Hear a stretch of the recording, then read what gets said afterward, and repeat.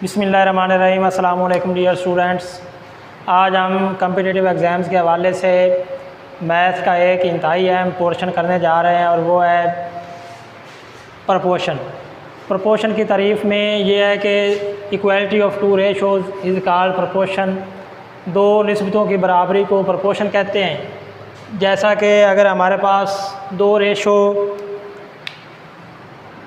ए ratio B और सी ratio D हो तो इनको अगर इक्वल कर दिया जाए तो ये हमारे पास प्रपोर्शन बन जाएगा। ए निस्बत बी, इसको प्रपोर्शन भी पढ़ सकते हैं, प्रपोर्शन सी निस्बत डी। इसके अलावा इसकी जगह पे प्रपोर्शन की अलामत ये भी लगाई जा सकती है।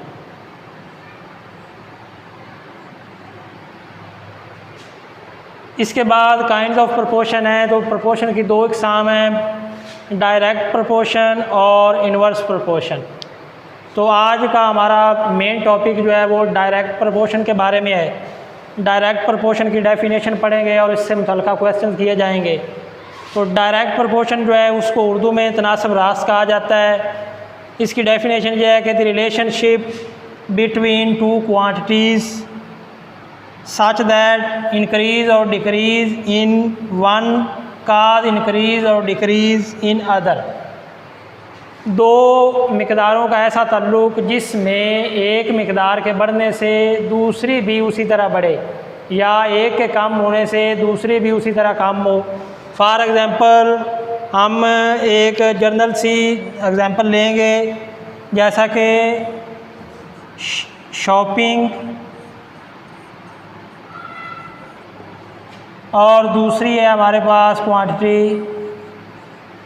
सैलरी। तो इन दोनों का जो रिलेशनशिप है वो डायरेक्ट प्रपोर्शन का है। यानी अगर किसी आदमी के पास सैलरी ज़्यादा होगी तो वो ज़्यादा शॉपिंग करेगा, अगर उसकी सैलरी कम होगी तो वो कम शॉपिंग करेगा। तो इन दोनों का जो रिलेशनशिप है वो डायरेक्ट प्रपोर्शन है। और डायरेक्ट प्रपोर्शन को ज़ाहिर करने के लिए एरो जो है ये ऊपर की तरफ लगाया जाता है। डायरेक्ट प्रपोर्शन के लिए एरो को ऊपर की तरफ लगाते हैं। अब हम एग्ज़ाम्स के हवाले से एक क्वेश्चन करेंगे डायरेक्ट प्रपोर्शन का। If the price of 12 eggs is 96 rupees, how many eggs can be bought with 80 rupees. अब इसमें आप नोट करें कि एक चीज़ कम हो रही है, यानी ये रुपीज़ इधर 96 हैं तो इधर 80 हो गए। तो जैसे ही रुपीज़ कम हो रहे हैं तो इसका मतलब है इसके साथ दूसरी चीज़ भी कम होगी। तो इसको हम सॉल्व करेंगे तो पता चलेगा कि ये कौन सा डायरेक्ट प्रपोर्शन है या इन्वर्स प्रपोर्शन है। तो इसके लिए हमारे पास दो चीज़ें हैं, एक एग्स है और दूसरी हमारे पास उनकी प्राइस है। तो 12 एग्स जो है वो 96 के हैं।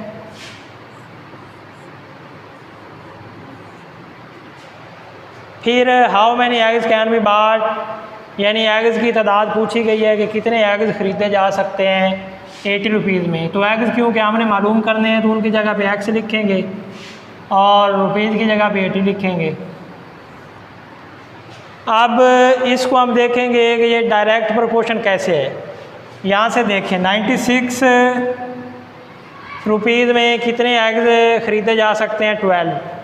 अब यहाँ पे 80 हो गया, यानी 96 से कम होकर 80 यानी रुपए कम हो गए। तो इसका मतलब है अगर रुपीज़ कम हो गए हैं तो फिर उसके एग्स भी कम आएंगे। तो यानी एक चीज़ के कम होने से दूसरी भी कम हो रही है। तो ये हमारा वही आ गया डायरेक्ट प्रपोर्शन जो हमने पढ़ा है कि एक चीज़ के कम होने से दूसरी कम हो या एक चीज़ के बढ़ने से दूसरी भी बढ़े। तो यहाँ पे डायरेक्ट प्रपोर्शन लगेगा। हम पहले ही पढ़ चुके हैं कि डायरेक्ट प्रपोर्शन के लिए एरो का जो निशान है ये ऊपर की तरफ लगाया जाता है। तो जो चीज़ मालूम करनी है उसका एरो तो हमेशा ही ऊपर की तरफ लगाना है। अब इसमें हमने देखा है कि ये जो है डायरेक्ट प्रपोर्शन है, यानी रुपीज़ कम होने से एग्स भी कम ख़रीदे जा सकेंगे।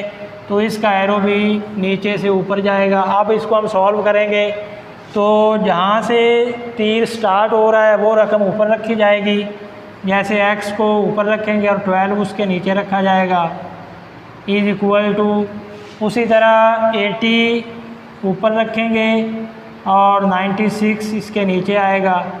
क्योंकि हमने x मालूम करना है तो ये 12 इधर डिवाइड हो रहा है, दूसरी तरफ जाके मल्टीप्लाई हो जाएगा।